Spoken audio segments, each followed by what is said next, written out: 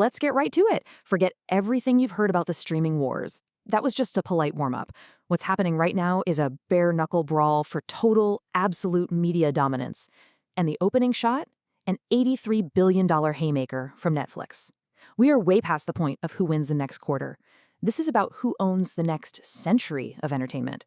So we're going to break down the winners, the losers, and the massive financial gambit that just completely redrew the map. Just look at that number, $82.7 billion. That is the enterprise value Netflix just slapped on the table to buy Warner Bros. Discovery. Let's be crystal clear, this is not just a deal, it's a declaration of war. It's a signal to every single player in this space, from Amazon to Disney, that the friendly little era of competing for subscribers is dead and buried.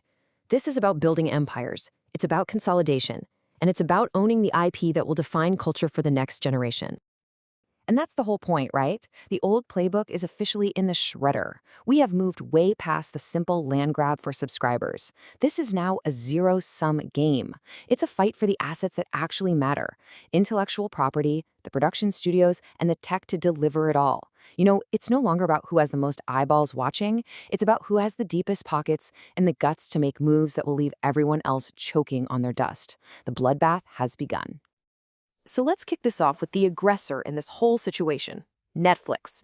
And you've got to understand, this was not a move of desperation. Oh no, this was a calculated strike, launched from a position of overwhelming strength, designed to create a media super titan that no one, and I mean no one, can ignore. Okay, let's put on our investor hats for a second.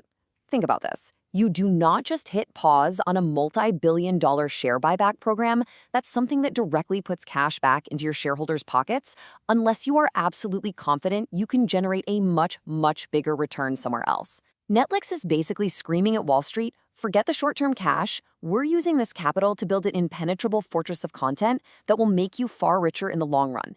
It is the ultimate bet on us moment. So what are they actually buying with that massive bet? Well, basically the crown jewels of old Hollywood. We're talking about the legendary Warner Bros. Studios, the prestige machine that is HBO, and a literal treasure chest of IP that includes the entire DC universe, Batman, Superman, all of it, and the global phenomenon that is Harry Potter. This isn't just about adding more shows to their library. This is about buying a century of storytelling legacy and the means of production to create the next century's hits. They're not just renting content anymore, people. They are buying the entire factory. And let's see how this all builds on their current position. Before this deal was even a rumor, Netflix was already a behemoth.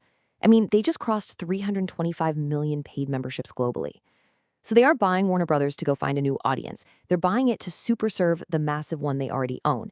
This move dramatically increases the value of every single subscription and builds an insurmountable moat filled with dragons, superheroes, and wizards. And they have got the financial firepower to make it all happen. Just look at that. A 30% year-over-year jump in operating income. This company is a cash-printing machine. So no, this is not some desperate, debt-fueled Hail Mary. This is the market leader, already miles ahead of the pack, pouring pure rocket fuel on the fire. They are using their incredible profitability to fund an acquisition that their competitors they just can't match it. And here it is, straight from the horse's mouth. Accelerate our business strategy. Now, we all know that's corporate speak for one thing: endgame. They see a clear path to consolidating the entire market into an unbeatable position, and they are taking that shot right now. They aren't waiting around for the competition to catch up. They are aiming to lap them. So, with Netflix making this colossal move to become a media super titan, how are the other giants supposed to respond? Let's turn to the two biggest contenders left on the board, Amazon and Disney. And honestly, their strategies could not be more different. One is betting its entire future on the intangible world of AI and cloud computing. The other is doubling down on the very physical world of theme parks and cruise ships. It's a clash of titans, for sure, but it's also a clash of business models. Now, what's really fascinating here is how this slide just breaks down the fundamental difference in how these two giants are funding their content ambitions.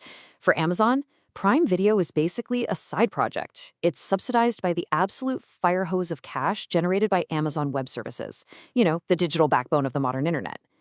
Disney, on the other hand, is funding its content with the money you and I spend on churros, Mickey Mouse ears, and cruise ship cabins. These are two radically different approaches to fighting the exact same war. I want you to let this number really sink in. $600 billion. That's Amazon's planned capital expenditure, or CapEx, for 2026.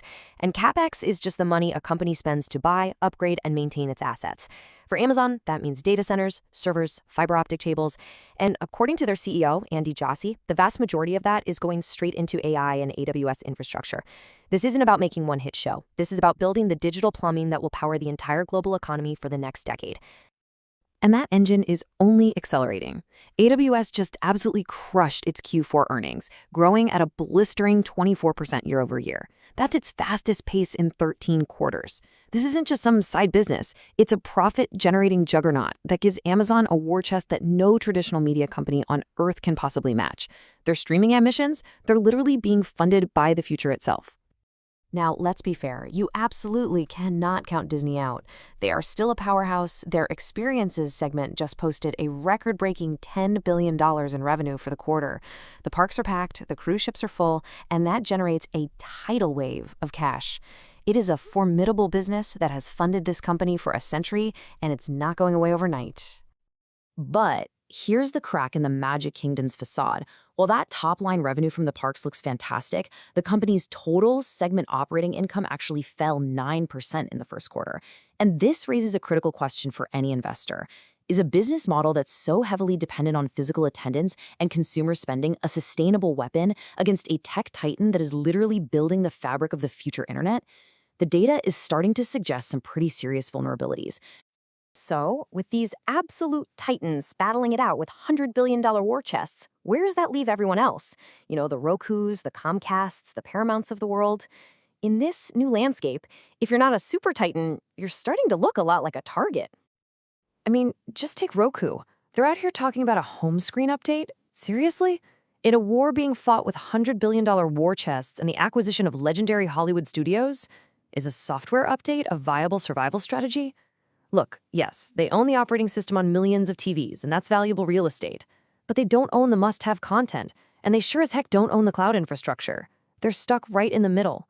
And in this environment, the middle is a very, very dangerous place to be. And then you look at the legacy players. Their moves are purely defensive.